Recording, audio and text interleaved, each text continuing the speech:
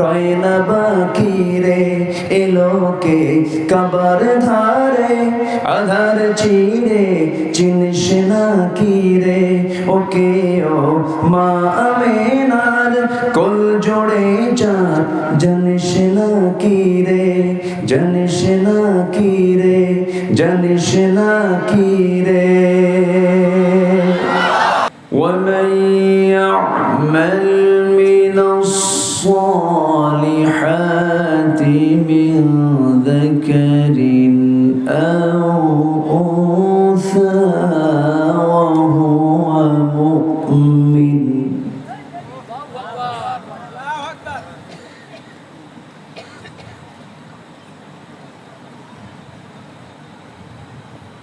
وهو مؤمن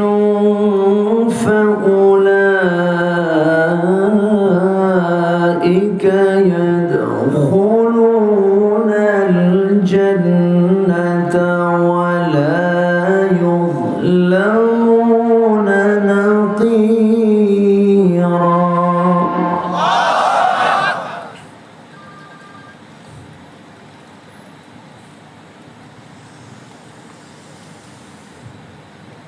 ومن أحسن دينا ممن أسلم وجهه لله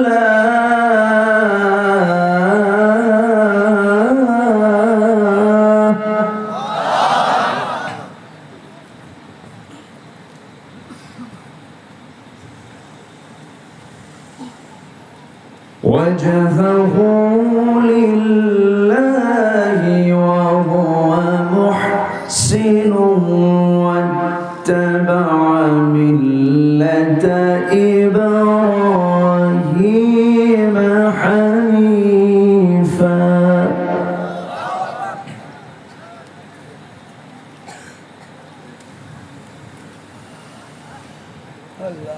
واتخذ الله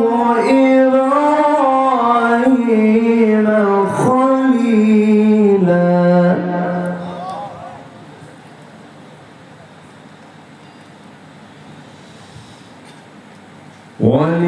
ولله ما في السماوات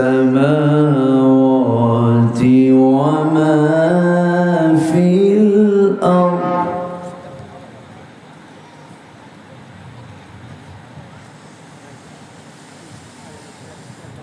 وكان الله بكل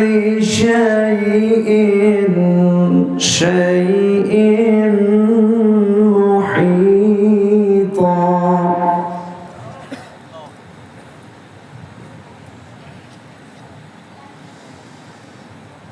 الله أكبر بسم الله الرحمن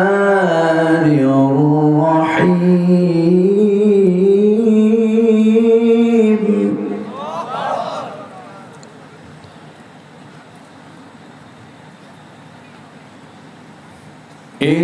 إن الله وملائكته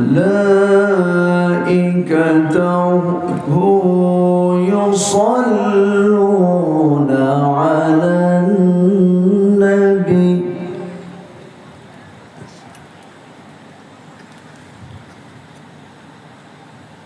يا أيها الذين آمنوا صلوا عليه وسلموا تسليما اللهم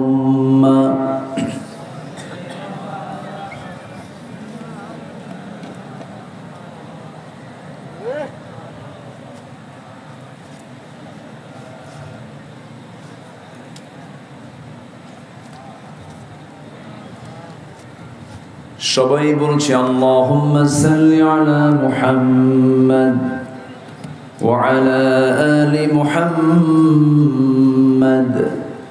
কামা সাল্লাইতা আলা ইব্রাহিম وعلى آل إبراهيم إنك حميد مجيد اللهم بارك على محمد وعلى آل محمد كما باركت على إبراهيم وعلى آل إبراهيم إنك حميد مجيد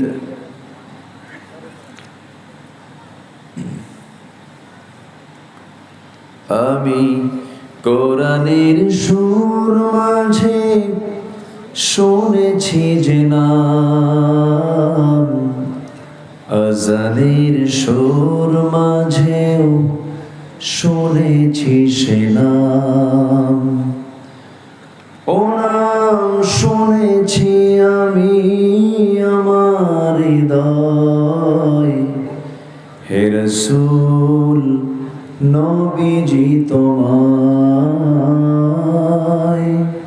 হে রাসূল নবীজি তোমায়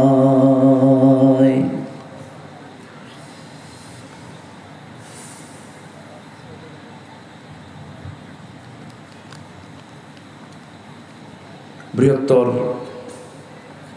রাজশাহী অঞ্চলের নওগাঁ জেলার মান্দা উপজেলার মধ্য কয়াপাড়া মাহফিল ইন্তেজামি কমিটি কর্তৃক আয়োজিত ষষ্ঠ বার্ষিকী ইসলামী জালসা 2024 আজকের এই মহৎ আয়োজনের সম্মানিত সুযোগ্য সভাপতি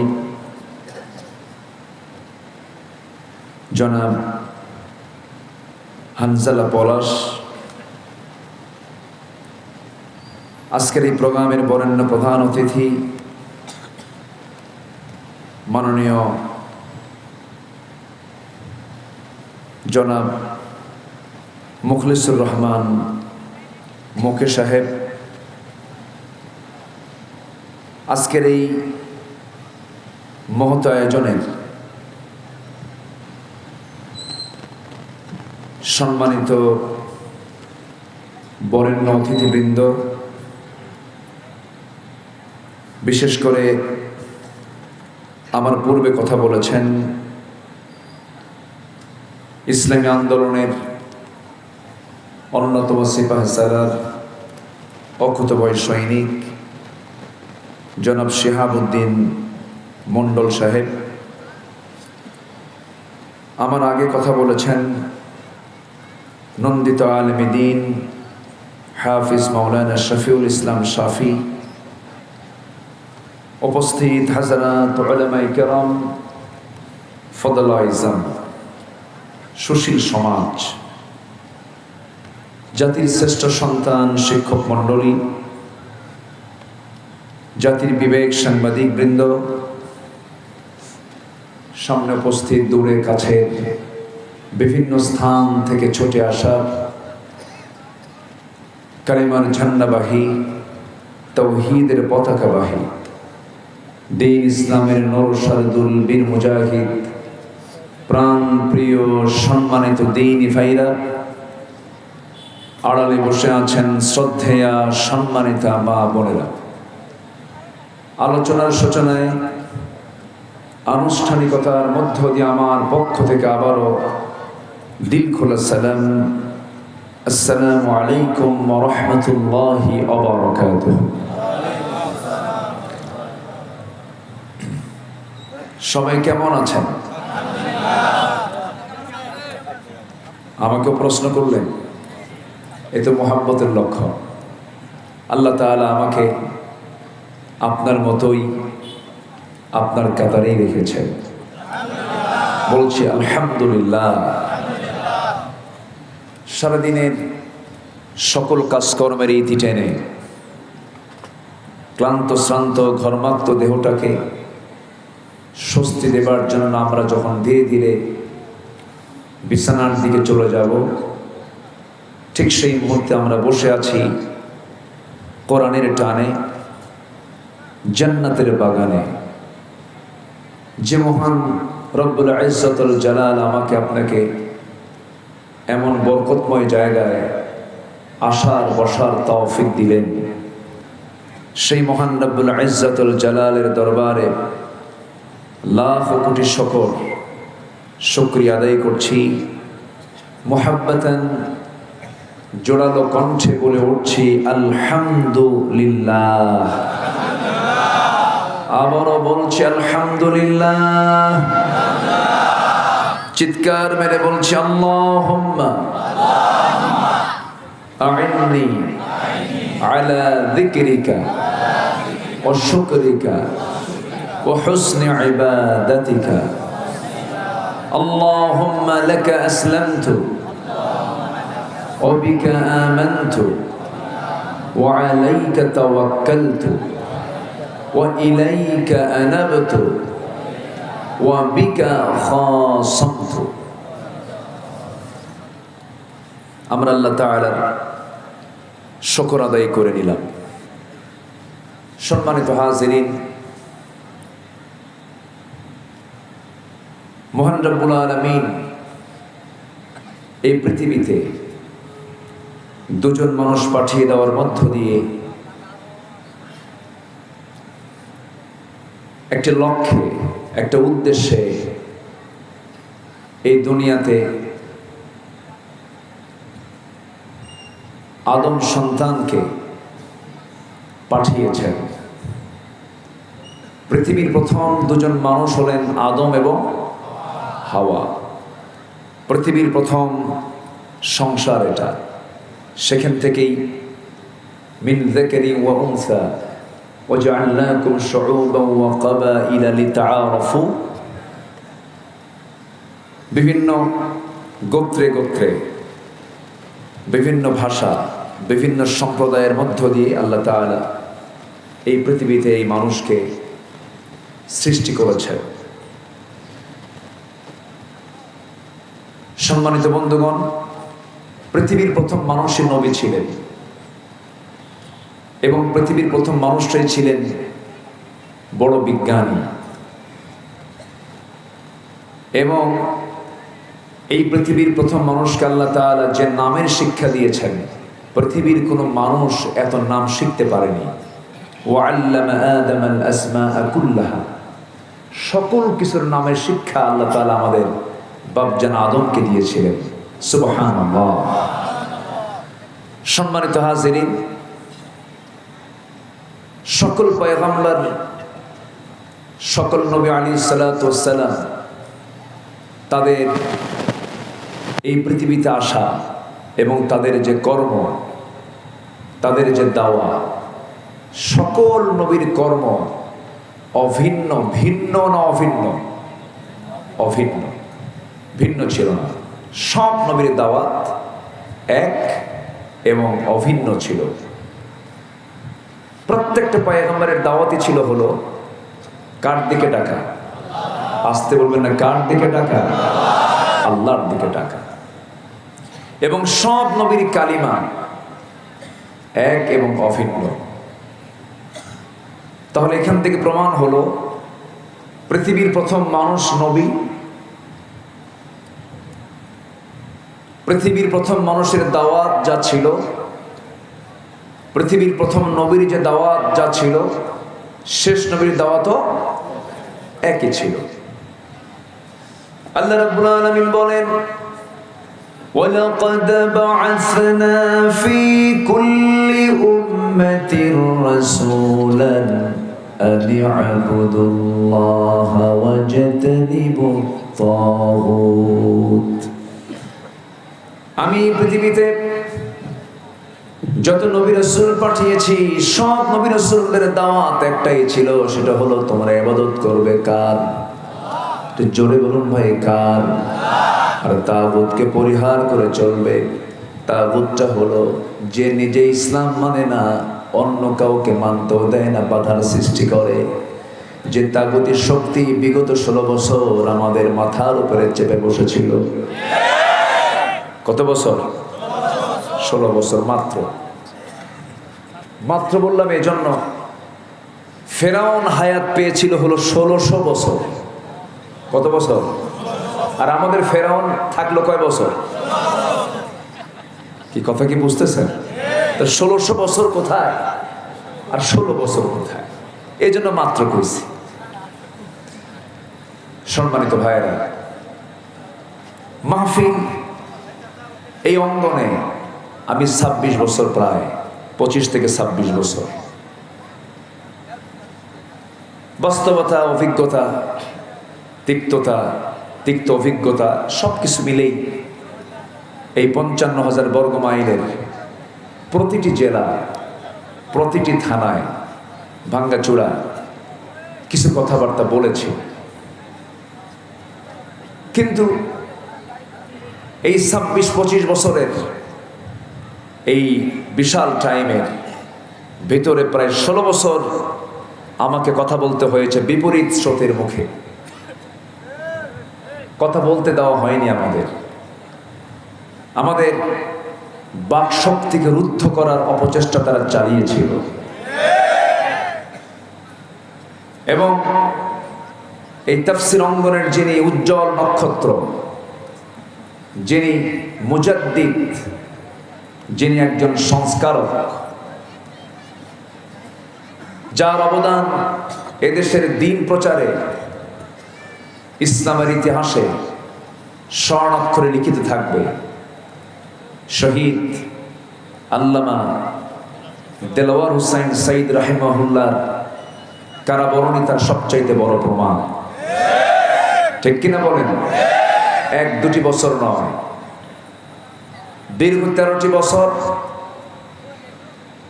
কারা নির্যাতনের শিকার তিনি হয়েছিলেন। সম্মানিত বন্ধুগণ, এরকম করে দ্বীনের দাওয়াতকে নিভিয়ে দেওয়ার জন্য এক ঝাঁক আলেম ওলামাদের উপরে চলেছে অত্যাচারের স্টিম রোলার। এরপরেও আল্লাহর দ্বীনকে কেউ নিভিয়ে দিতে পারবে? ইতিপূর্বে কেউ কি পেরেছে? বিজয় হয়েছে মূসার, আস্থা করে নিক্ষিপ্ত হয়েছে ফেরাউনরা। বিজয় হয়েছে ইব্রাহিমের, ধ্বংসস্তূপে পরিণত হয়েছে নমরুদরা। বিজয় হয়েছে মুহাম্মদুর রাসূলুল্লাহ সাল্লাল্লাহু আলাইহি সাল্লাম এবং তার সাহাবীদের। আমাদের আর পরাজয় বরণ করতে হয়েছে আবু জেহেল, উতবা, সাইবাদের। কিন্তু মাঝখান দিয়া কিছু পরীক্ষা, কিছু কোরবানি দিতে হয়েছে। এটার নামই হলো ঈমান। এটার নাম কি বলেন তো? ঈমান। আমি কিছু কথা আজকে বলতে চাচ্ছি। দীর্ঘদিন পর, বহুদিন যাবত আসা হয় না। আমাকে সময় দিচ্ছেন তো সবাই নাকি? জোরে বলি ইনশাআল্লাহ। আলেমরা পালায়, আসতে কয়। আলেমরা পালায়, হাসিনা পালাইছে। কি দাপট, কি দাপট, কি প্রাউড। 2021, 2041 বললো না? ভীষণ 2021 সাল, মিশন 2041 সাল। ফুটটুস নাই। এর পেছনে 100% সাহায্য কার? আসতে বলবেন না কার? 1 নম্বর সাহায্য এসেছে কার পক্ষ থেকে? জাতির সিনা থেকে ভয় দূর করে দিয়েছেন তিনি কে? আসতে বলবেন না কে? ভয় যদি আল্লাহ দূর না করতেন তাহলে কি বিজয় আসতো? আসতো না। আমার বন্ধুগণ, আল্লাহ রাব্বুল আলামিন সুস্পষ্ট বিজয় দান করেছেন, যেমন করে রাসূলকে বলে দিয়েছেন, ইন্না ফাতাহনা লাকা ফাতহাম মুবিনা। আমার বন্ধুগণ, আলেমরা পালায় নাই। আলেমরা রক্ত দিয়েছে, জীবন দিয়েছে, কোরবান করে দিয়েছে। তাজা প্রাণগুলো চলে গেছে। 16 বছরে কম জীবন যায় নাই, বহু জীবন চলে গেছে। তাগুতি শক্তি টিকে থাকতে চেয়েছিল, কিন্তু ফেরাউনদের মতো পতন ঘটিয়ে দিয়েছেন তিনি আমার কে। 2009 সাল আমার জীবনের প্রথম হজের সফর। আমি প্রথমবার 2009-এ হজে যাই। ওই বছরই আবার আল্লামা সাঈদ রাহিমাহুল্লাহর জীবনের শেষ হজ। উনি এরপরে আর হজ করার সুযোগ পাননি। উনি তো রয়্যাল গেস্ট হয়ে, সৌদি আরবের রয়্যাল গেস্ট হয়ে তিনি হজে যেতেন। আল্লাহ তাকে বিশ্বজোড়া সম্মান দিয়েছিলেন, বলি আলহামদুলিল্লাহ। তো সেই সফরে ওনাকে প্রশ্ন করা হলো যে দেশে ট্রাইব্যুনাল গঠন হচ্ছে, তো এই মুহূর্তে আপনার মনে হয় দেশে ব্যাক না করাটাই ভালো, আপনি এখানে থেকে যান, সিটিজেনশিপ পেয়ে যাবেন, আরামে থাকতে পারবেন। জবাবে আল্লামা সাঈদ রাহিমাহুল্লাহ তিনি বললেন, আমার দেশের দ্বীনি ভাইরা, আমার দেশের মানুষ, আমার দলের কর্মীরা মানবতার জীবন যাপন করবে, আর আমি আরামে বিদেশের মাটিতে আমি দিন যাপন করব, এই পরিচয় একজন আলেম দিতে পারে না। উনি বুক উঁচু করে বললেন, দেশের মাটিতেই আমার মৃত্যু হবে, দেশের মাটিতেই আমার সব ফয়সালা হবে, আমি আমার মাতৃভূমি দেশকে কখনো ছাড়তে পারি না। চলে আসছেন দেশে, গ্রেফতার হয়েছেন, কারাবরণ করেছেন, এবং একটি ঘৃণ্য পরিকল্পনার মধ্য দিয়ে, ষড়যন্ত্রের মধ্য দিয়ে তাকে পরিকল্পিতভাবে, রাষ্ট্রীয়ভাবে হত্যা করা হয়েছে। প্রথমেই যেহেতু প্রসঙ্গ চলে এলো, নওগাঁর এই বান্দার এই মাহফিল অঙ্গন থেকে হাজারো তৌহিদি জনতাকে লক্ষ্য করে এই জানান দিতে চাই, গত বছরের 13ই অগাস্টে জেলখানা থেকে তাকে পরিকল্পিতভাবে বের করে এনে হসপিটালাইজড করে তাকে স্লো পয়জন দিয়ে হত্যা করা হয়েছে। এটার পেছনের সমস্ত গোমর ফাঁস হবে যদি ওই ডাক্তারের ওই চক্রকে যদি গ্রেফতার করা হয়। আমাদের দাবি হলো অবিলম্বে তাদেরকে খুঁজে বের করে গ্রেফতার করে চূড়ান্ত শাস্তি নিশ্চিত করা। সবাই রাজি আছেন তো? সম্মানিত ভাইয়েরা, আমরা মাফ করতে জানি, মাফ করতে শিখিয়েছেন কে? আসতে বলবেন, মাফ করতে শিখিয়েছেন কে? কিন্তু মাফ হবে না। আমার রাসূল যেমন মক্কা বিজয়ের পরে তিনি বলেছিলেন সবাইকে মাফ করে দেওয়া হলো, তবে 17 জন ছাড়া। এরকম 17 জন কিছু সাইজের কিছু লোক আমার দেশেও আছে না? আসতে বলবেন না, আছে না নাই? এরা চিহ্নিত খুনি, চিহ্নিত নাস্তিক, চিহ্নিত জালিম, কোনো ছাড় দেওয়া হবে না এদেরকে। রাজি আছেন কারা কারা? হাত উঁচু করে দেখা।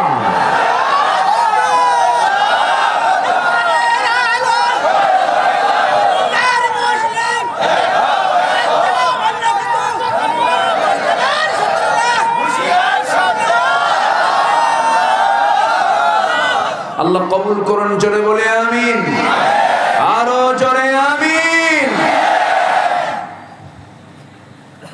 সম্মানিত ভাইয়েরা, এই 16 বছর আমাদেরকে গালি দিয়েছে আমরা জঙ্গি, আমরা সন্ত্রাসী, আমরা মৌলবাদী। আমাদেরকে বলা হয়েছে ধর্মের ব্যবসায়ী, অনেক কিছু বলেছে। ইঞ্জিনিয়ারিং প্ল্যান দিয়ে টাকা নেয়, ডাক্তার চিকিৎসা নিয়ে টাকা নেয়, শিক্ষক শিক্ষা দিয়ে বেতন নেয়। মসজিদের ইমামের কাছে যদি কেউ ফতুয়া জানতে আসে, ফতুয়া দেয়। তারা তো এমন কোনো প্রেশার দেয় না, তারা তো এমন কোনো চাপ দেয় না। এদেশের সবচেয়ে সম্মানজনক, ইসলামের দৃষ্টিতে সবচেয়ে গুরুত্বপূর্ণ পদ হলো ইমামতি। আর যাদের বেতনটা হলো হাস্যকর, এরপরও আমরা হয়ে গেছি হলো ধর্ম ব্যবসায়ী। অথচ এই 16 বছর যারা ক্ষমতার মসনদে ছিল, একটু কান লাগিয়ে কথাগুলো শুনবেন। মুখে দাড়ি ছিল, লজ্জায় মাথা নিচু হয়ে যায় আমাদের। এই দেশের 1 নম্বর শীর্ষস্থানীয় ধনী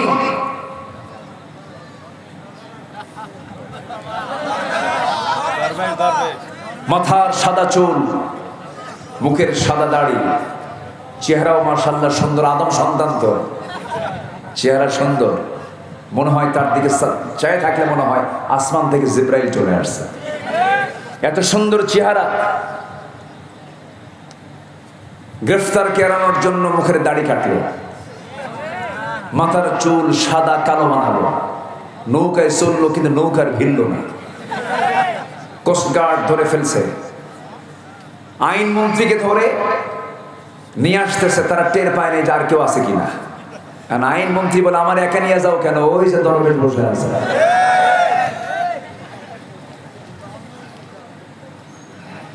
তাহলে দাড়ি তারা রেখেছে নবীর মোহাব্বতে না ব্যবসার জন্য? বলেন বলেন বলেন বলেন। সম্মানিত ভাইয়েরা, যারা দাড়ি রাখে, যারা দাড়ি কাটে, আবার আরেকজন দাড়ি রাখছে যেন ধরা না পড়ে, সিলেটিকে ধরা পড়ছে। সিলেটিকে ধরা পড়ে নাই, তার দাড়ি সে বড় বানায় ফেলছে। সিলেটবাসীকে ধন্যবাদ, তার বিসি শুদ্ধ আউট করছে। সম্মানিত ভাইয়েরা, ধর্মের ব্যবসায় তারাই চ্যাম্পিয়ন যারা তাদের স্বার্থে দাড়ি কাটে, দাড়ি রাখে, মাথায় পট্টি বাঁধে, আবার তিলক লাগায় ভারতে গিয়া। আছে না নাই? আছে না নাই? আমরা যা ছিলাম তাই আছে, আমরা বর্ণ পাল্টাই না। সম্মানিত ভাইয়েরা, অনেক গালিগালাজ আমরা শুনেছি, এখান থেকে প্রমাণ হলো গালিগালাজ যার কপালে জোটে সেই প্রকৃত হক পথে থাকে। মামলা তো ছিলই, এই যেখানে যারা বসে আছি কারো মামলা বাদ নাই, গোটা দেশের 18 কোটি মানুষের নামই মামলা ছিল, তাই তো? গোটা দেশটা ছিল কারাগার, 55,000 বর্গ মাইলকে তারা কারাগার বানিয়েছে, আর 18 কোটি মানুষকে তারা আসামি বানিয়েছে। আমাকে লক্ষ্য করে গুলি করা হয়েছে 2014 সাল, মঞ্চে আগুন ধরিয়ে দিয়েছে। আমাকে সাদা পুরার পোশাক, ডিবির টিম আমাকে কতবার যে ধরছে আল্লাহ জানে। একবার ধরে নিয়ে আমার চোখ মুখ বেঁধে আমাকে নিয়ে চলে গেছে এসপির অফিসের ভিতরে। পরের দিন সকালবেলা তুলে এসপি আমাকে লক্ষ্য করে যে বাজে কথাগুলো বলেছে, পতনের জন্য বেশি কিছু লাগে নাই, এই সমস্ত জুলুমই তার অন্যতম কারণ। একজন আলেমকে লক্ষ্য করে বলে যে তোদের মতো ব্যক্তিদেরকে ঠ্যাং উল্টা করে ফ্যানের সঙ্গে বেঁধায় পেটা দরকার। নাউজুবিল্লাহ। আল্লামা সাঈদীকে 60 দিন পর্যন্ত রিমান্ডে নেওয়া হয়েছে। তিনি ঘুম পাড়তে না পেরে চেয়ার থেকে মাথা ঘুরে পড়ে গেছেন।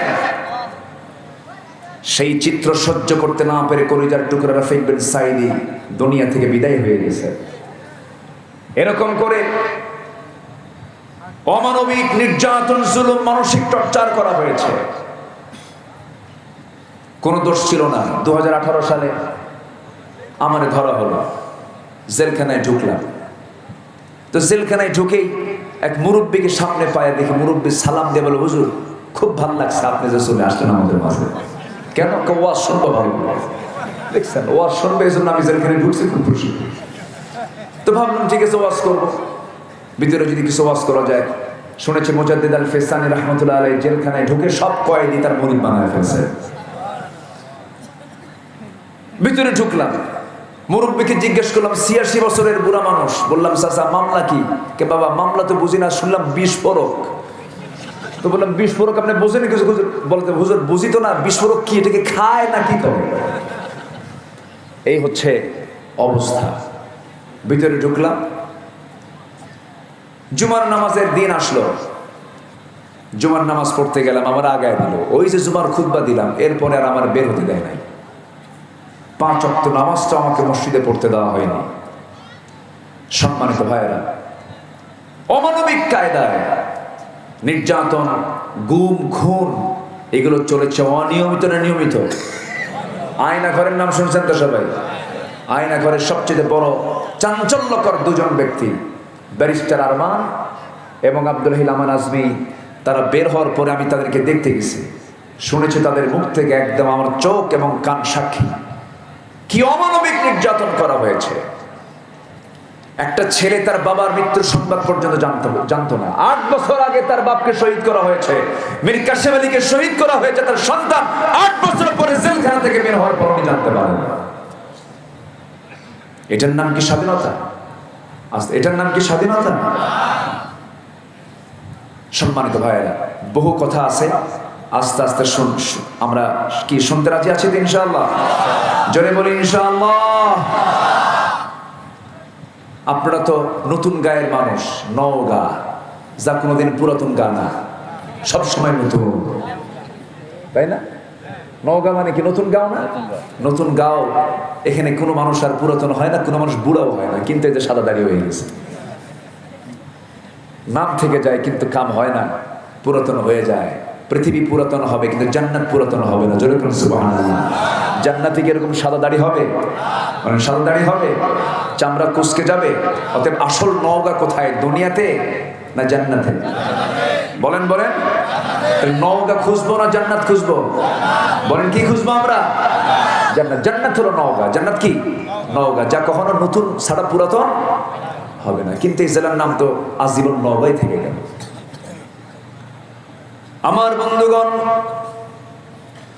সবকিছুর মূল লক্ষ্য একটাই, সেটা হলো সংক্ষিপ্ত জীবনের এই লাইফটা একদিন শেষ হয়ে যাবে। আমি আপনি চলে যাব আল্লাহর কাছে গিয়ে।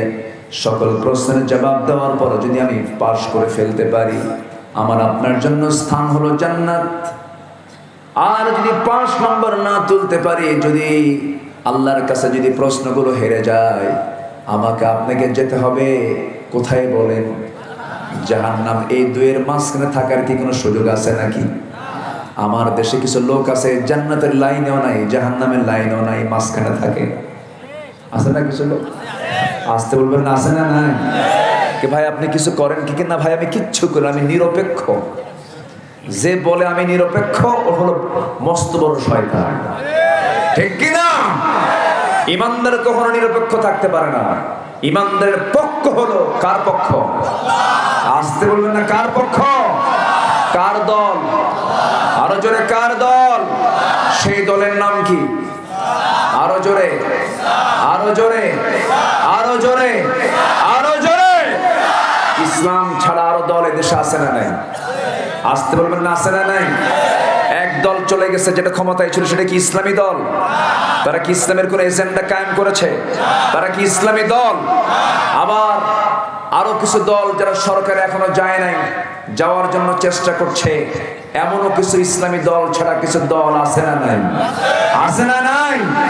ইসলামী দল ছাড়া কোন দল করা যাবে মুসলমানে? মুসলমান করবে কিসের দল? বলেন বলেন বলেন। মুসলমানের দায়িত্ব কি দল করা?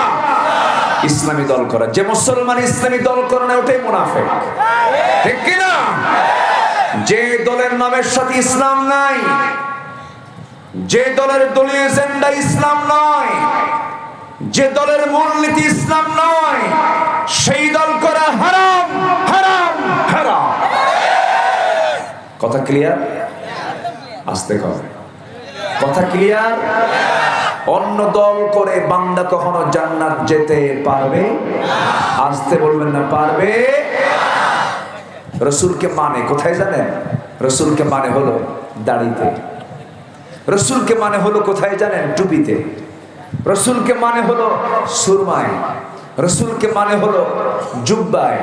রসুলকে মানে হলো মিষ্টি খাওয়া। কিন্তু রসুলকে মানতে চায় না, উহুদের দাঁত ভাঙা সুন্নতের মধ্যে দিয়ে রসুলকে মানতে চায় না। আছে না নাই? রসুলকে আপনার ব্যক্তিগত জীবনে মানবেন, পারিবারিক জীবনে মানবেন, নামাজ পড়তে নিয়ে মানবেন, রাষ্ট্রীয় জীবনে মানবেন না, রাজনৈতিক ফিল্ডে মানবেন না, ব্যাংক বিমায় মানবেন না, সচিবালয়ে মানবেন না, সংসদে মানবেন না, রাজনীতির রাসূলকে মানবেন না, রাষ্ট্রের রাসূলকে মানবেন না। আপনি নবীর উম্মত নন, আপনি ভণ্ড, আপনি প্রতারক। দল করতে হবে কার? আসতে বলবেন না, দল করতে হবে কার? দল করা কি? দেখছেন, আস্তে আস্তে এই কথাগুলো ক্লিয়ার করা দরকার। তো বলেন, দল করা কি? আচ্ছা, এই আবু জেহেলরা ক্ষমতায় থাকবে আর আপনি তাহাজ্জুদ পড়বেন? হ্যাঁ, এটি কি হতে পারে? সুদখোর, ঘুষখোর, জেনাকাররা রাষ্ট্র চালাবে, আপনি ওই সালাতুল ইশরাক করবেন? এটা কি হতে পারে? দল করা কি? আরো জোরে, আরো জোরে, আরো জোরে। এটা মাথায় রাখতে হবে। সম্মানিত ভাইরা, আমি কি আলোচনা শেষ করে দেব? এ পর্যন্ত একজন ভাই উঠেছেন। আমার এক্সপেক্ট হলো একজন লোকেরও ওঠা যাবে না। এটা কি হলো? এই ক্যামেরারা কি লাগায়, কোথায় লাগায়, কি লাগায়, খুলে পড়ে বুড়ার মানুষের ভাঙ্গা দাঁতের মতো পড়ে যায় কেন? এদেরকে ধমকে দেওয়া যাবে না, বুঝলেন? এদের ধমক দিলে কিন্তু দেখায় না, ওরা মিডিয়াতে উল্টা পাল্টা করে দিবে। ওরা সব পারে, বুঝলেন? তিলকে তাল বানায়, তালকে তিল বানায়। ধমক টমক দিয়েন না, খবর আছে কিন্তু। আবার কয় কোবান আছে। কোবান কি? ও মায়ের আছে। আচ্ছা, কোবান তো হলো কোদাল দিয়া। আচ্ছা, হ্যাঁ থাক, শোনেন, এটা অস্ত্র। এটা কি? অস্ত্র কিন্তু। হ্যাঁ থাক।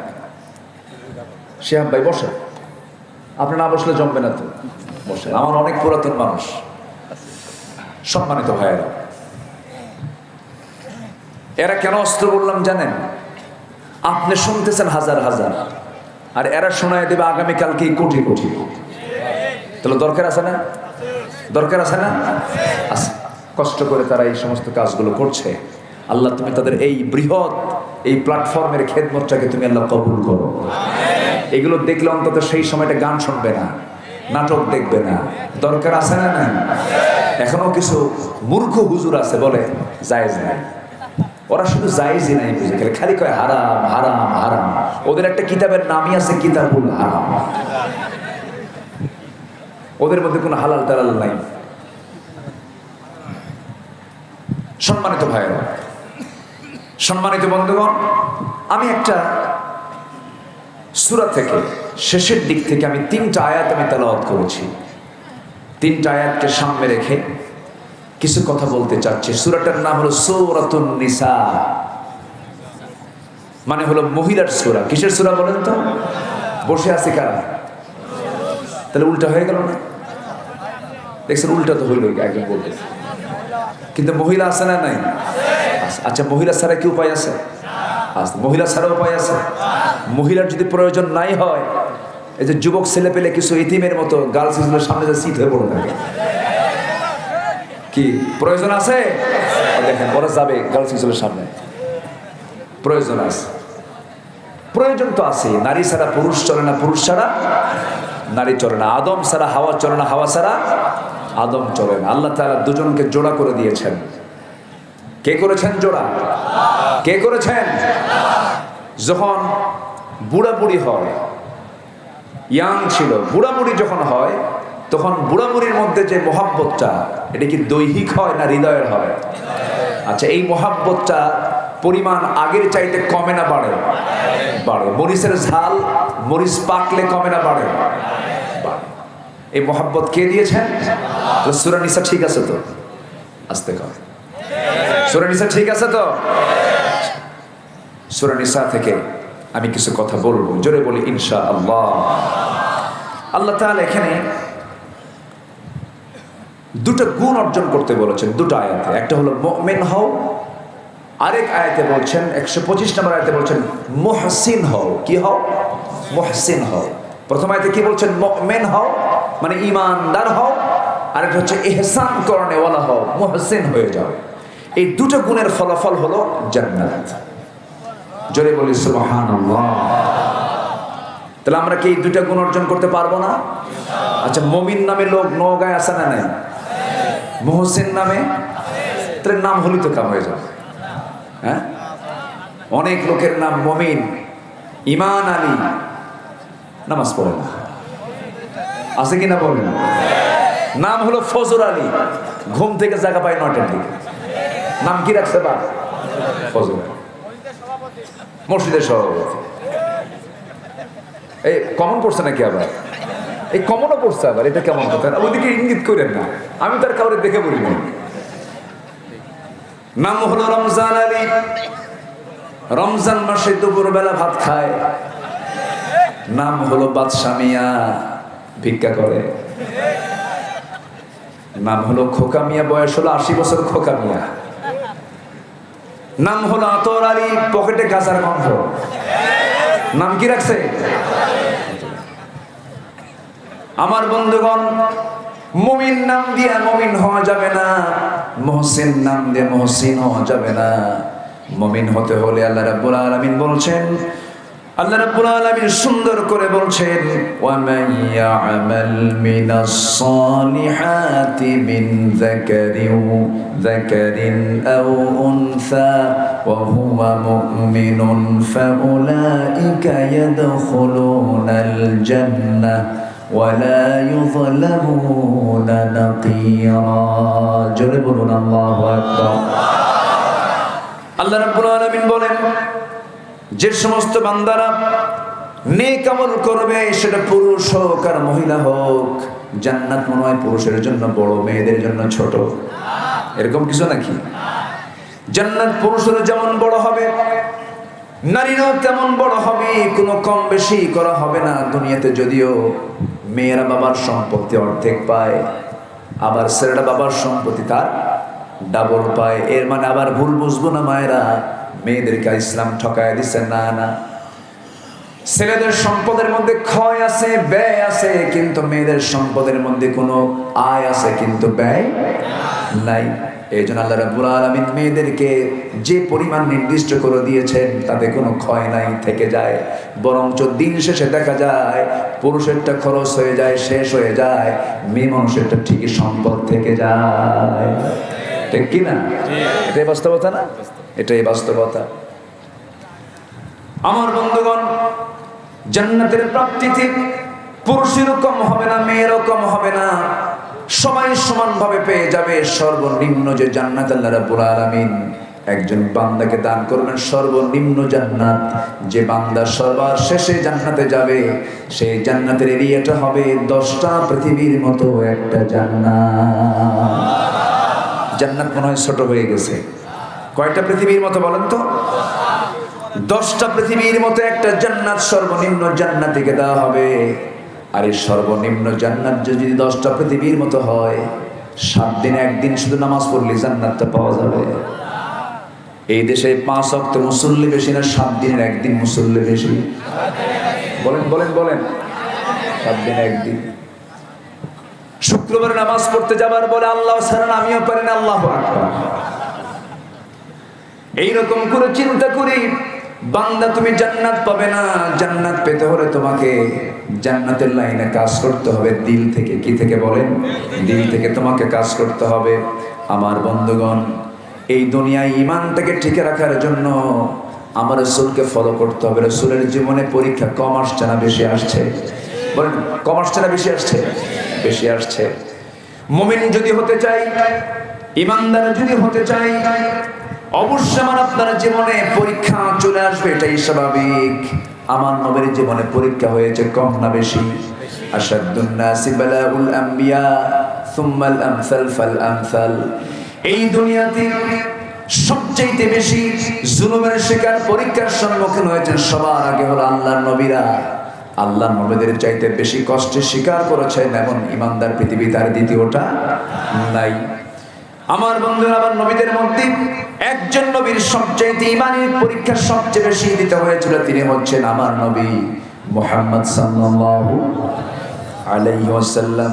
আমার নবীজির জীবনে 15টা কঠিন পরীক্ষা হয়েছে। কোরআনের আলোকে আমি একটা একটা করে বলবো আজকে। কয়টা বলেন? 15টা। শুনতে রাজি আছেন তো? একটাও কি বলেছি আমি? তাহলে এখন বলেন, ওয়াজ কি শেষ না শুরু? ওয়াজ কি শেষ না শুরু? শুরু। জোরে বলি ইনশাআল্লাহ। আসেন ধীরে ধীরে আমরা আলোচনার দিকে চলে যাই। আমার বন্ধুগণ, আমার নবীর জীবনে 15টা পরীক্ষা এসেছে। কোরআনের আলোকে আমি একটা একটা করে বলবো। নাম্বার 1 হলো নবীকে ব্যঙ্গ করা হয়েছে, নবীকে নিয়ে উপহাস করা হয়েছে। আজকের সমাজেও বিগত এই যে 5 আগস্টের আগেও কত ব্যঙ্গ করা হয়েছে, কত উপহাস করা হয়েছে। এমনকি উপহাস করতে করতে, ব্যঙ্গ করতে করতে দলকে নিষিদ্ধ করে ফেলেছে। ঠিক কিনা? দল নিষিদ্ধ, নিষিদ্ধ করতে যায় ওরাই নিষিদ্ধ হয়ে গেল। ঠিক কিনা?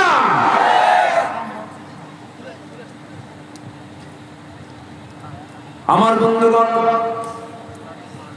আমার নবীজি তার দাওয়াতি কাজ নিয়ে যখন তিনি তার নিজের ঘরের মধ্যে ঢুকলেন, আমার নবীজি দাওয়াত দিয়েছেন আগে বাইরে না আগে ভিতরে? বলেন বলেন বলেন। নবীজির দাওয়াত ছিল আগে পরিবারে না বাইরে? বলেন বলেন কোথায়? তাহলে আমাদের দাওয়াত দিতে হবে আগে কোথায়? পরিবারে। একটা করে পরিবার যদি ঠিক হয়ে যায়, রাষ্ট্র ঠিক হয়ে যাবে। আমি একজন বাংলাদেশ, আমি একজন দায়িত্বশীল, এমন চিন্তা লালন করে আমাকে আপনাকে চলতে হবে। আমার বন্ধুগণ, আমার নবীজি জাবেলে নূর থেকে আলোটা নিয়ে আসলেন, কোরআনটা নিয়ে আসলেন, সোজা ঘরের মধ্যে ঢুকে বলছেন, জাম্মিলুনি খাদিজা, আমাকে বস্ত্র আচ্ছাদন করে দাও। আমার আশঙ্কা হচ্ছে লাকাদ খাশিতু আলা নাফসি, আমার আশঙ্কা হচ্ছে আমি মনে হয় দুনিয়া থেকে বিদায় হয়ে যাব, আমি বুঝি মারা যাব। এই কথা শোনার সঙ্গে সঙ্গে আম্মাজান খাদিজা বলছেন, আমার স্বামী আপনি এমন টেনশন করেন কেন? পৃথিবীর কোন অনিষ্ট আপনাকে অনিষ্ট করতে পারবে না, কারণ আপনি কাউকে ঠকান না, আপনি মিথ্যা কথা বলেন না, আপনি ওয়াদা ভঙ্গ করেন না, আপনি এতিমের পাশে দাঁড়ান, আপনি অসহায়ের পাশে দাঁড়ান। মানবীয় যত গুণাবলী আপনার মধ্যে তা আমি দেখেছি, আপনার কোনো ক্ষতি পৃথিবীর কেউ করতে পারবে না। আমার নবী যেবার বলছেন, খাদিজা এই 15 বছর আমার সম্পর্কে তোমার কাছে যে পরিচয় ছিল, সেই পরিচয় ছিল হলো আমি একজন তোমার স্বামী, তুমি আমার স্ত্রী। কিন্তু আজকে নতুন করে একটা পরিচয় যোগ হয়েছে, সেটা হলো আমি হলাম আল্লাহর নবী। আল্লাহ পাক আমার উপরে কোরআন নাজিল করেছেন। খাদিজা, তোমার কি বিশ্বাস হয় নাকি আমি আল্লাহর নবী, আমার কাছে রিসালাত এসেছে? খাদিজা তার চোখের পানি আটকাতে পারলেন না, চোখের পানি মুছতে মুছতে বলে ফেলছেন, আমার স্বামী গো, এই 15 বছর ধরে যে যার সঙ্গে দাম্পত্যময় জীবন কাটালাম, যার মুখ থেকে অযাচিত, অপ্রত্যাশিত, অনাকাঙ্ক্ষিত কৌতুক করে যার মুখ থেকে একটা বাজে কথা বলতে শুনলাম না, একটা মিথ্যা কথা বলতে শুনলাম না, আপনি যে আল্লাহর নবী হবেন আমি খাদিজা ওয়াদা করছি বিন্দু পরিমাণ কোনো সন্দেহ থাকতে পারে না। জোরে বলি সুবহানাল্লাহ, আরো জোরে বলি সুবহানাল্লাহ। আমার নবীজি হাত চাগায় দিলেন, সঙ্গে সঙ্গে খাদিজা বলে ফেললেন, লা ইলাহা ইল্লাল্লাহু ওয়াহদাহু লা শারীকা লাহু ওয়া আশহাদু আন্না মুহাম্মাদান আবদুহু ওয়া রাসূলুহু। হেদায়েতের মালিক কে? আসতে বলেন, হেদায়েতের মালিক কে? আল্লাহ তাআলা। এখন বলুন তো, ইসলামের ইতিহাসে সর্বপ্রথম ইসলাম গ্রহণ করেছেন নারী না পুরুষ? পুরুষ না নারী? নারীদের, নারীরা পিছিয়ে না এগিয়ে? বলেন বলেন বলেন, এগিয়ে। আমার বন্ধুগণ, আবার এই দিন কায়েমের সংগ্রাম করতে গিয়ে সর্বপ্রথম ইতিহাসে, ইসলামের ইতিহাসে সর্বপ্রথম যে মানুষটা জীবন দিয়েছে, সেই মানুষটা পুরুষ না নারী? নারী। তার নাম হলো সুমাইয়া রাদিয়াল্লাহু তাআলা আনহা। ফ্যানটা একটু ঘুরায় দেন, এখানে আওয়াজ হচ্ছে। আমার বন্ধুগণ, তাহলে সর্বপ্রথম ইসলাম গ্রহণ করলেন একজন নারী। আবার ইসলামকে মানতে গিয়ে জীবনের সব কিছু উজাড় করে দিলেন, জীবনটা পর্যন্ত উৎসর্গ করেন সর্বপ্রথম একজন নারী। তাহলে এখন বলুন, ইসলামে মেয়েদের অবদান আছে না নাই? আসতে বলবেন না, আছে না নাই? প্রথম ইসলাম গ্রহণ করলেন একজন নারী, প্রথম জীবন দিলেন একজন নারী। আল্লাহর যে ঘর কাবা শরীফ, এই হারামের সর্বপ্রথম বাসিন্দা হচ্ছেন একজন নারী, তার নাম হলো হাজেরা। তার নাম কি বলেন? হাজেরা। আমার বন্ধুগণ, মেয়েদের কিন্তু অবদান কম নয়, মেয়েদের অবদান অনেক বেশি। কিন্তু আমার দেশের মেয়েরা এই দিকে এগিয়ে না থাকতে পারলেও ইন্ডিয়ান সিরিয়ালে তারা পিছিয়ে না এগিয়ে। আলহামদুলিল্লাহ, দেখছেন? আলহামদুলিল্লাহ কইছে। আমি কি আলোচনা চালাবো? দু একজন করে যে ওঠে, সমস্যা কি? একটু বসে। আচ্ছা, এটা কি মানে শুধু সাধারণ বৈঠক না ইবাদতের জায়গা? এই মুহূর্তে আমরা কিসের জায়গায় বসে আছি? ইবাদতে বসে গেছে। এই বসে না, মুরব্বী বলা যাবে না। এই আরেক প্যাঁচ লাগাই দিয়েছে মোশতাক ভাই, মুরব্বী আর আমি বলবো আঙ্কেল। আমি আবার বলতে যাবার কোন কথা যে আবার ভাইরাল হয়ে আল্লাহ জানে। মুশকিল এখন তো, কোন কথা কোন দিক দিয়ে কি হয়। আঙ্কেল কব, তখন আবার এটা নিয়ে কি লাগাবে আমার জানি না আল্লাহ। আচ্ছা যাই হোক, একটু বসেন, একটু ধৈর্য ধরুন। এই জায়গার শৃঙ্খলা রক্ষার দায়িত্ব কার? আল্লাহ। আমাদের দায়িত্ব নয়, আমাদের দায়িত্ব শৃঙ্খলা রক্ষা করা। শৃঙ্খলা রক্ষা হবে কেমনে? চুপ করে বসে থাকবো, নড়াচড়া করবো না, ওঠা বসা করবো না। আল্লাহ কবুল করুন কোরআনের জন্য, জোরে বলি ইনশাআল্লাহ। বসো। আমার নবীর জীবনের পরীক্ষা ছিল কয়টা বলেন তো? 15টা। এক নম্বর হলো ব্যঙ্গ এবং উপহাস। নবী উপহার পেয়েছিলেন। নবীজির পাশে বেলাল বসে আছে। বেলাল কালো না ধলা? বলেন কালো না ধলা? শুধু কালো না, ঘন কালো। মানে লাইট দিলেও জ্বলে না, লাইট দিলেও জ্বলে না, চকচকা কালো। এত ঘন কালো মানুষ বেলাল। বাপ গোলাম ছিলেন, নিজেও তিনি গোলাম ছিলেন, তাকে বলা হতো গোলাম জাদা গোলাম। সে বেলালকে পাশে রাসূল বসে আছেন। আরেকজন হলো একজন লোহা পিটায়া জীবিকা নির্বাহ করেছেন, খাব্বাব ইবনে আরাত রাদিয়াল্লাহু তাআলা আনহু, তাকে নিয়ে বসে আছেন। আবু জেহেল মুস্কি হাসি মেরে হেও প্রতিপন্ন করে বলে, মুহাম্মদকে দেখ, মুহাম্মদের বাহিনীগুলো দেখ, একটা কাইলে কুসকুসা, আরেকটা কামার। এই সমস্ত লোকগুলো নিয়ে মুহাম্মদ বিশ্ববিজয়ের স্বপ্ন দেখে, হেও করে, প্রতিপন্ন করে, উপহাস করে। অথচ আল্লাহ তাআলার কি ফয়সালা, আমার রাসূলকে আল্লাহ রাব্বুল আলামিন ইমাম বানায় দিলেন, আর সেই কালো বেলালকে বানায় দিলেন সেই মসজিদের মুয়াজ্জিন। জোরে বলেন সুবহানাল্লাহ। ইজ্জত দেওয়ার মালিক কে? আসতে বলবেন না কে? আমরা এমন রাষ্ট্রপতি দেখতে চাই না যে রাষ্ট্রপতি নামাজ পড়াতে পারে না, ঠিক কিনা? আমরা সেই বাইতুল মুকাররমের খতিবকে দেখতে চাই না। খতিব তো একটা ছিল না? খতিব পালাইছিল, কি পালাইছিল না? পালাইছিল, আবার আসছিল। জুতার বৃষ্টি নিক্ষেপ। পরে সে প্রেস ব্রিফিং এ বলল, আমি বড় ভাগ্যবান, একটা জুতা আমার গায়ে লাগে না। মানে বেকুব হলে যা হয়, বুঝলেন না? আমি বড় ভাগ্যবান, আমার গায়ে একটা জুতা লাগে না। সম্মানিত ভাইয়েরা, বাইতুল মুকাররমের খতিব আমরা কোনো বেতনভুক্ত দেখতে চাই না। আমরা দেখতে চাই বঙ্গভবনের বাসিন্দা হবেন যিনি, তিনি হবেন বাইতুল মুকাররমের খতিব। যেমনটি ছিল মদিনার চিত্র। আমরা মদিনার চিত্র বাংলাদেশে দেখতে চাই। দেখতে চাই তো? সবাই দেখতে চাই তো ইনশাআল্লাহ? সম্মানিত ভাইয়েরা, সাইয়েদনা ওমর ফারুক রাদিয়াল্লাহু তাআলা তিনি নামাজ পড়তেন না পড়াতেন? বলেন, তিনি নামাজ পড়তেন না পড়াতেন? পড়াতেন। জি, মাথায় আছে ইনশাআল্লাহ। বসেন, আমরা নড়বো না, একটু বসো। তাহলে যে দেশের 90% মুসলমান, 90% মুসলমান অধ্যুষিত বাংলাদেশের জাতীয় মসজিদের খতিব, দেশের যিনি রাষ্ট্রপ্রধান, তিনি নামাজ পড়াবেন। যদি খতিব এবং রাষ্ট্রপতি যদি পৃথক হয়, সেই জায়গায় এটা ভেজাল হওয়ার সম্ভাবনা আছে না? ধর্মনেতা আর রাষ্ট্রনেতা দুইজন হবে না, যিনি ধর্মীয় নেতা হবেন তিনি রাষ্ট্রের নেতা হবেন। কথা ক্লিয়ার?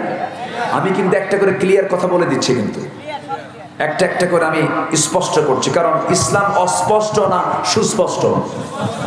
অতএব ইসলামকে প্রকাশ করতে গেলে, প্রচার করতে গেলে অস্পষ্ট করে প্রচার করতে হবে না, সুস্পষ্ট করে প্রচার করতে হবে। সুস্পষ্ট। আমার বন্ধু, রাসূল কথাগুলো শুনলেন। আবু জেহেল একটা গ্লুকোজ মার্কা হাসি মারে আর রাসূলকে হেয় করে, দেখ মুহাম্মাদের বাহিনীগুলো দেখ।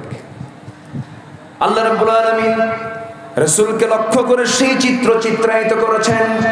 আল্লাহ রাব্বুল আলামিন সূরাতুল আম্বিয়ার 36 নম্বর আয়াতে বলছেন, যারা আলেম ওলামা তাদের কাছে এখন এই কথাগুলো ভালো লাগবে। আয়াত যত বেশি, আলেমদের খোরাক তত বেশি।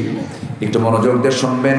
ইযা রাআকাল্লাযীনা কাফারু ইয়াত্তাখিযুনাকা ইল্লা হুজওয়া أهذا الذي يذكر آلهتكم وهم بذكر الرحمن هم كافرون جل الله أكبر। আমার রাসূলকে সেই বিষয়ের কথা স্মরণ করে দেওয়া হলো, তাকে যখন হেয় করা হয়েছিল, উপহাস করা হয়েছিল। আমার বন্ধুগণ, ফেরাউন কোনোদিন কল্পনাই করে নাই মুসা এই রাষ্ট্র দখল করবে, কিন্তু মুসার বিজয় দিয়েছেন তিনি আমার কে? আল্লাহ তাআলা। নাম্বার 2 হলো, নবীকে পাগল বলা হয়েছে, নবীকে কবি বলে অভিহিত করে তাকে কষ্ট দেওয়া হয়েছে। আমার নবী পাগলও ছিলেন না, কবিও ছিলেন না। আমার বন্ধুগণ, পাগল কাকে বলে? পাগল তো তাকেই বলে যাদেরকে আমরা দেখে বুঝতে পারি সেই লোকটা পাগল। মাথার চুল তাদের সাজানো থাকবে না, এলোমেলো থাকবে, এলোমেলো থাকবে। কথাবার্তা এলোমেলো হয়ে যাবে, সাজানো গোছানো হবে না।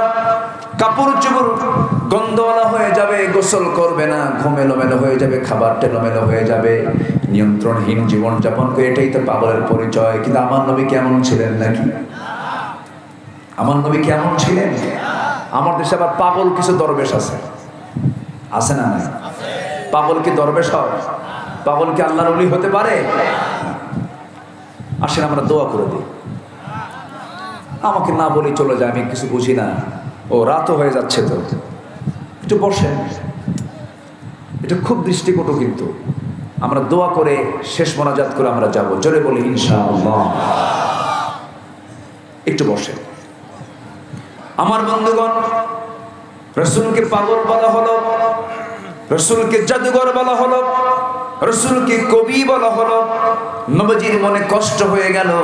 আল্লাহ রাব্বুল আলামিন সে ব্যাপারে বলছেন, আম ইয়াকুলুনা শাইরুন নাতারাব্বাসু বিহি রাইবাল মানুন। রাসূলকে কবি বলে সম্বোধন করা হলো। আল্লাহ রাব্বুল আলামিন তার সামনে বলছেন, ওয়া মা আল্লামনাহু আশ-শি'রা ওয়া মা ইয়ানবাগী লাহু। আমি আমার রাসূলকে কবিতার শিক্ষাও দেই নাই যে তিনি কবি হবেন। আমি আল্লাহ তাআলা তাকে রাসূল করে দুনিয়াতে পাঠিয়ে দিয়েছি। কোরআনটা সম্পূর্ণ কার কথা? আল্লাহর কথা। নাম্বার 3 হলো, মক্কা থেকে তাকে নির্বাসন করা হলো। রাসূল মক্কায় টিকতে পারলেন না। আমার নবীর জন্ম হলো মক্কা, অথচ তার নাগরিকত্ব বাতিল করে দেওয়া হলো, হত্যার হুলিয়া জারি করা হলো। তার বিরুদ্ধে এমন ষড়যন্ত্র করা হলো যে রাসূলকে যেখানেই পাবে সেখানেই মেরে ফেলবে। শেষ পর্যন্ত আমার রাসূল মক্কা থেকে বের হয়েছেন দিনের আলোতে না রাতের আধারে? রাতের আধারে। বিশ্বনবীর মতো মানুষ রাতের আধারে ঘর থেকে বের হলেন। 53 বছর বয়স তার। সেই সময় কাবার চত্বর দিয়ে তিনি বের হচ্ছেন। কাবার দরজার দিকে তাকায় তাকায় তিনি চোখের পানি ফেলে ফেলে কাঁদতেছেন। বারবার কাবার দিকে তাকায় তাকায় চোখের পানি ফেলে ফেলে কাঁদেন আর বলেন, কাবারে 53 বসন্ত তোমার সামনে পার করেছি, আমার তো মন চায় না যেতে, আমি আমার ঘর ছেড়ে মক্কা ছেড়ে চলে যাই, কিন্তু কাবারে তোর প্রতিবেশী দারুণ খারাপ, আমারে থাকতে দিল না। আমার নবীজি শূন্য হাতে ঘর থেকে বের হলেন। ঘর থেকে বের হয়ে সামনের দিকে রওনা দিতে নিয়ে দেখেন আবু বকর সামনে দাঁড়ানো, মিসবাহর সামনে দাঁড়ানো।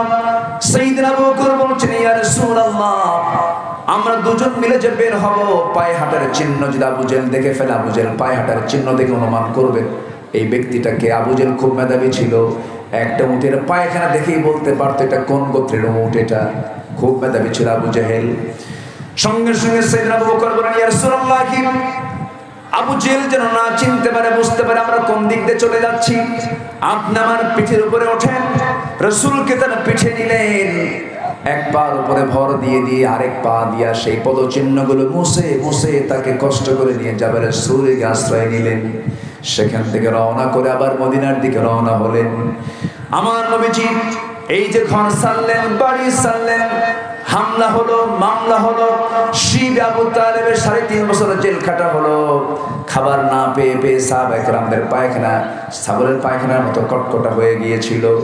এত কষ্ট স্বীকার করেছেন তারা। আমার নবীজির কলেজার টুকরা মেয়ে ফাতিমা, আমার নবীজির ইন্তেকালের মাত্র 6 মাস পরে দুনিয়া থেকে বিদায় নিয়েছেন। খুব অল্প বয়সে, 40 বছর হয়ই নাই। এত অল্প বয়সে দুনিয়া থেকে বিদায় নেওয়ার কারণ হলো ওই 3.5 বছর জেল খেটেছেন, কোনো খাবার তাদের পেটে যায় নাই। নারীগুলো শুকায় শুকায় দুরারোগ্য রোগ আক্রান্ত হয়ে দুনিয়া থেকে বিদায় নিয়েছেন। আমার বন্ধুগণ, এত কষ্ট এত ত্যাগ স্বীকার তারা করেছেন, মদিনায় চলে গেছেন, তাও আরাম পান নাই। ইহুদিরা ছিল কি ছিল না? আজকের দুনিয়াতে ইহুদিরা আছে না নাই বলেন? আছে। আমার বন্ধুগণ, নবীর বিরুদ্ধে ষড়যন্ত্রের জাল বিস্তার করার জন্য একটা পক্ষ ছিল, তার নাম হলো মুনাফিক। আমার ভাইয়ের সঙ্গে খাওয়া দাওয়া করছিলাম, সেই সময় তিনি বলছেন, ভাইরে শোনেন, নবীর নেতৃত্বে যদি, আমার নবীর নেতৃত্বে যদি আব্দুল্লাহ বিন উবাইয়ের মতো মুনাফিকের যদি উপস্থিত থাকে, আজকের সমাজে বুঝি মুনাফিক নাই? আসতে বলে মুনাফিক আছে না নাই? বিগত 16 বছর যারা বিগত সরকারের আমলে সর্বোচ্চ সুযোগ সুবিধা যারা গ্রহণ করেছেন, তারাই হচ্ছে সবচেয়ে বড় মুনাফিকের বাচ্চা। কথা ক্লিয়ার? কথা ক্লিয়ার আমার ভাইয়েরা? নাম্বার 4, হত্যার ষড়যন্ত্র করা হয়েছে, করা হয়নি? মদিনায় তাকে হত্যার পরিকল্পনা করেছে বহুবার। ইহুদি তাকে দাওয়াত দিয়ে খাবারের মধ্যে বিষ ঢুকায় দিয়েছে। 2 জন এটে টাইম শাহাদাত বরণ করেছেন সাহাবী। রাসূল কোনো মতো বেঁচে ছিলেন।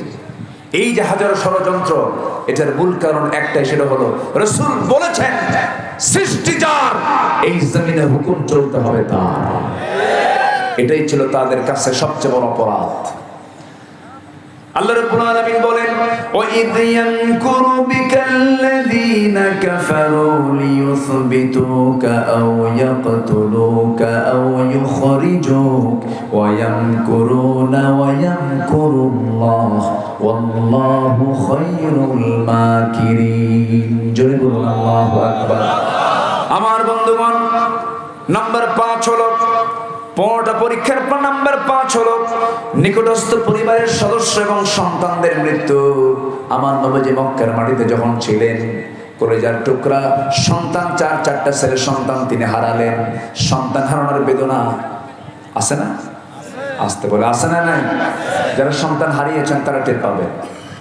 আমার নবীজির একটা নয়, পরপর 4টা ছেলের সন্তান যখন দুনিয়া থেকে বিদায় নিয়েছে, আমার নবীজি চুল পরিমাণ মনক্ষুণ্ণ হননি, তবে দোয়া করেছেন কার কাছে? আসতে বলবেন না, কার কাছে? আমার নবীর ছেলের সন্তানগুলো মারা যায়, আর কাফেররা ফতোয়া দেয় মুহাম্মদ লেজ কাটা। দেখছেন ফতোয়া দেয় কারা? কাফেররা বলে মুহাম্মদ নির্বংশ। সন্তান হয় আর মরে, লেজ কাটা। এ কেমন নবী? তার বংশের বাতিটা নাই, সংসার সবকিছু এলোমেলো হয়ে গেছে, ছেলে সন্তানটাও মারা গেছে। আমার নবীকে সান্ত্বনা দিয়ে আল্লাহ রাব্বুল আলামিন কমপ্লিট একটা সূরা দিয়েছেন, সবচেয়ে ছোট্ট সূরা।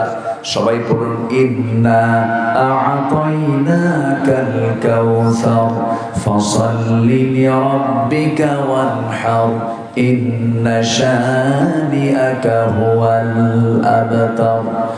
আমার বন্ধুগণ, আমার নবীর সবচেয়ে কাছের মানুষ খাদিজা রাদিয়াল্লাহু তাআলা, তিনিও দুনিয়া থেকে বিদায় নিলেন। আবু তালেবও দুনিয়া থেকে বিদায় নিলেন। যদিও কাফের, কিন্তু নবীর পক্ষে মানুষ ছিলেন তিনি সারা জীবন। দেখবেন আজকের সমাজেও কিছু হিন্দু ভাইরা আছে, আমাদেরকে মহব্বত করে, আছে না? আছে, ভালো মানুষ কিন্তু আছে। অনেক মুসলমানের চাইতে চরিত্র ভালো। কি আসতে কোন আছে না নাই? সততা আছে, নিষ্ঠা আছে। এই চরিত্র সুন্দর রাখতে হবে। আমার নবীজি আবু তালেবকে কাছে পেয়েছিলেন, কিন্তু জোর করে কখনো কালিমার দাওয়াত তাকে দেন নাই। কারণ ইসলাম কখনো কাউকে জোর করে মুসলমান বানায় না। মুসলমান হতে হলে নিজের দিল থেকে মুসলমান হতে হয়। আবু তালেব তার সবচেয়ে বড় প্রমাণ। আল্লাহু আকবার বলেন। আমার নবীজি এই আবু তালেবকে বিদায় জানালেন, খাদিজা রাদিয়াল্লাহু আনহাকে বিদায় জানালেন। সন্তান চারটা বিদায় হয়ে গেল। একটু তিনি হতাশ চিত্ততার যখন তার ভাব চলে আসলো, আল্লাহ পাক বলছেন, হে রাসূল আপনি চিন্তা করবেন না, কারণ আমি আল্লাহ রাব্বুল আলামিন বলছি, ওয়ালা নাবলুওয়ান্নাকুম বিশাইইম মিনাল খাউফি ওয়াল জু'i ওয়া নাকসিম মিনাল আমওয়ালি ওয়াল আনফুসি ওয়াস সামারাত ওয়া বাশশিরিস সাবিরিন। জোরে বলুন আল্লাহু আকবার। ইমানদারকে পরীক্ষা করবেন কে? আস্তে পরীক্ষা করবেন কে? আল্লাহ। তার নাম্বার 6 হলো অবরোধ, কঠোর কঠিন পরীক্ষা। আমার নবীজির বিরুদ্ধে অবরোধ করা হলো, কঠিন পরীক্ষার তিনি সম্মুখীন হয়ে গেলেন। নাম্বার 7 হলো উহুদের যুদ্ধ চলে এলো, ধৈর্যের পরীক্ষা দিলেন আমার রাসূল। নাম্বার 8 হলো আমার নবীজিকে দুনিয়া থেকে বিদায় করার জন্য রাসূল সবচেয়ে বেশি মার খেয়েছিলেন তায়েফের ময়দানে আর উহুদের ময়দানে। নাম্বার 9 হলো আমার নবীর পারিবারিক জীবনে একটা বিশাল বড় পরীক্ষা এসেছিল। আমার নবীর একজন স্ত্রী ছিলেন আম্মা জান আয়েশা সিদ্দিকা রাদিয়াল্লাহু তাআলা আনহা।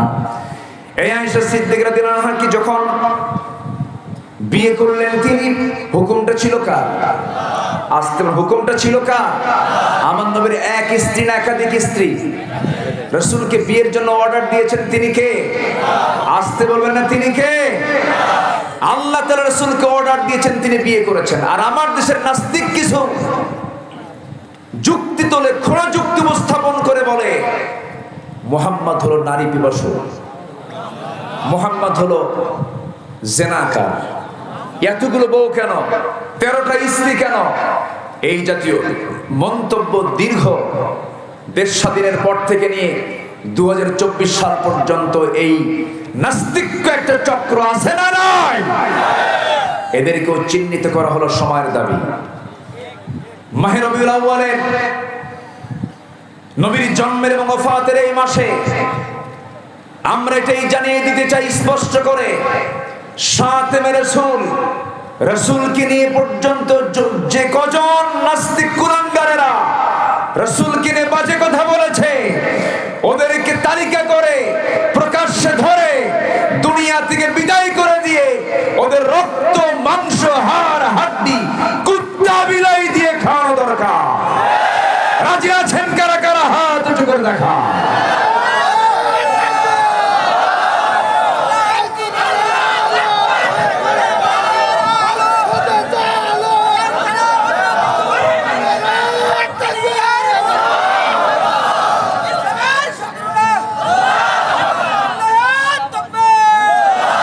আল্লাহ কবুল করুন, জোরে বলে আমিন।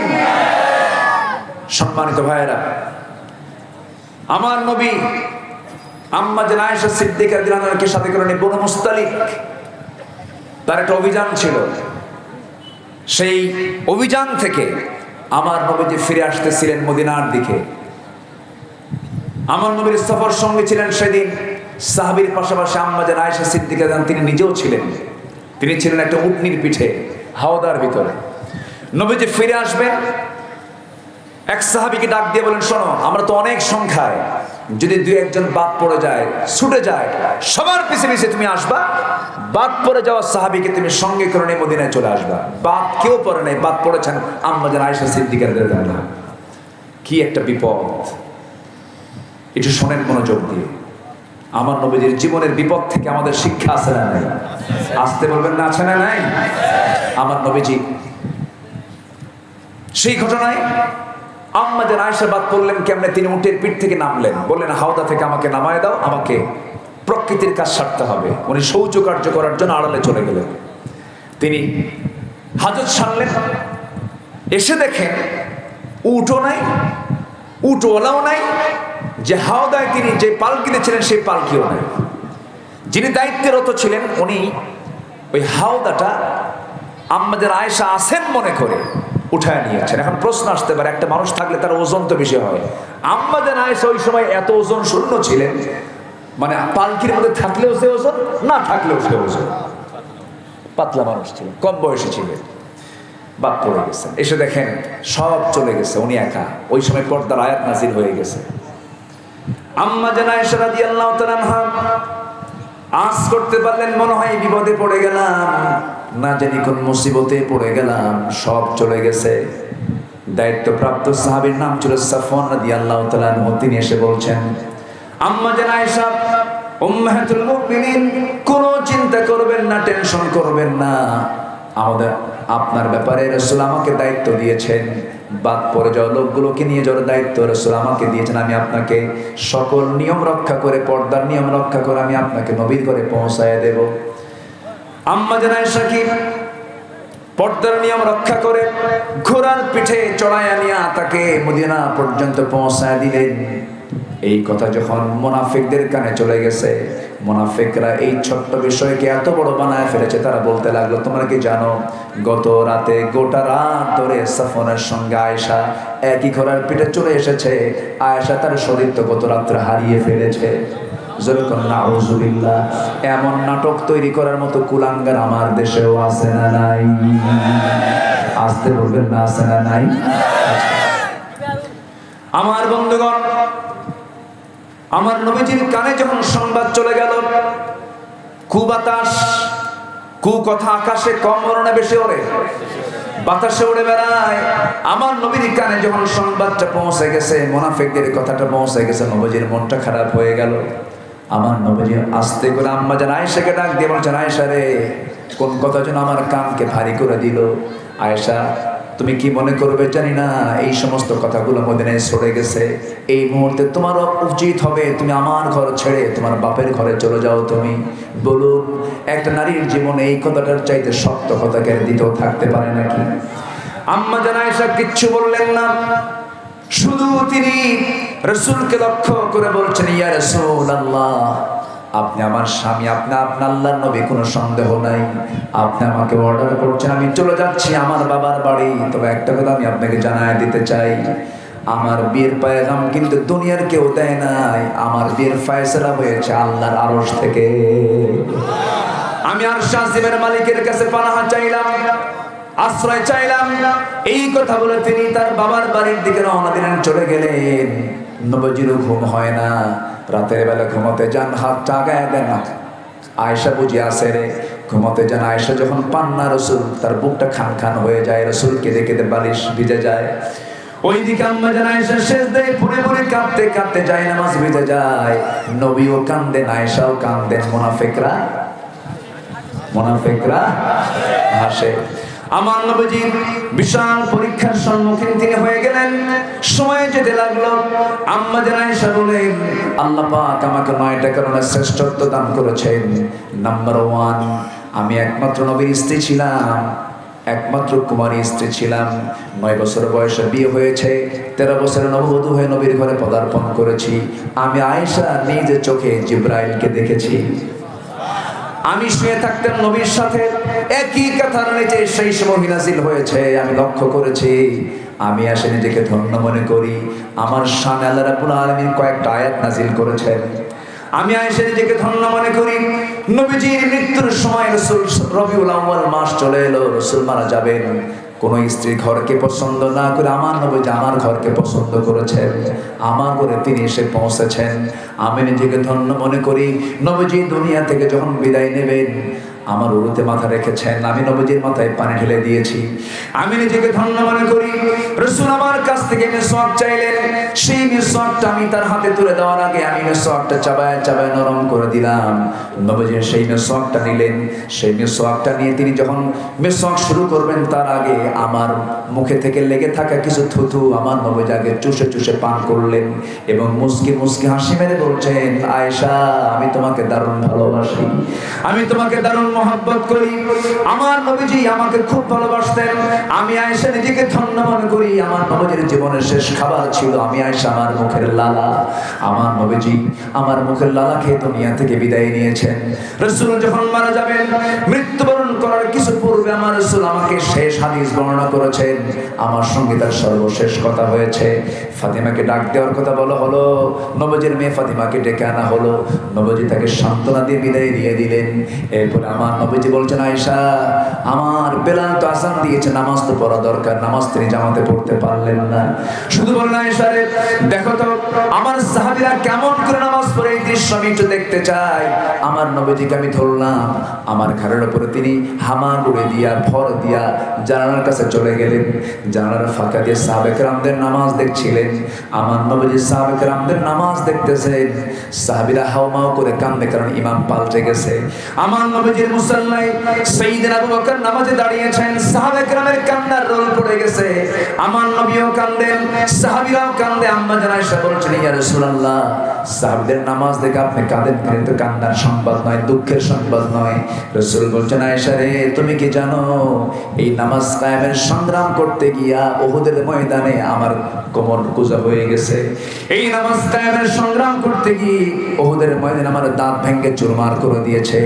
সেই নামাজ আজকে রাষ্ট্রীয় পর্যায়ে কায়েম হয়েছে, এটা আমার চরম আনন্দের সংবাদ। এই জন্য আমি আনন্দে কান্দি। আমার নবীজিকে সেই জায়গা থেকে আবার নিয়ে আসলাম। আমি আয়েশা নিজেকে ধন্য মনে করি।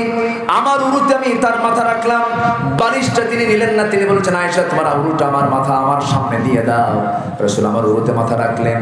রাসূল আমাকে শেষমেশ একটা কথা বলছেন, ও আয়েশা, আমি দুনিয়া থেকে বিদায় হচ্ছে, আমার উম্মতকে জানায় দিবা, আমার উম্মতরা যখন কখনো 5 ওয়াক্ত নামাজ না ছেড়ে দেয়, যেরকম সুবহানাল্লাহ। নবীর সঙ্গে শেষ কথা বলেছেন আম্মা জান আয়েশা সিদ্দিকা রাদিয়াল্লাহু আনহা। আম্মা জান আয়েশা বলেন, আমি নিজেকে আরেকটা কারণে ধন্য মনে করি। আমার নবীজি যে ঘরে ইন্তেকাল করেছেন সেই ঘরটাই হয়ে গেছে তার কবর। আমার জায়গাতে আমার ঘরে নবীজি কবরে শুয়ে আছেন, আমি নিজেকে ধন্য মনে করি। সেই আম্মা জান আয়েশার মতো একজন দামি মানুষকে পরীক্ষার মধ্যে ফেলেছেন, আল্লাহ তাআলা পরীক্ষায় ফেলেছেন। তবে মুনাফিকদের ষড়যন্ত্র আছে না নাই? আসতে বলবেন না, আছে না নাই? কিন্তু যতই ষড়যন্ত্র হোক না কেন, শেষমেশ বিজয়টা দিয়ে দেন তিনি আমার কে?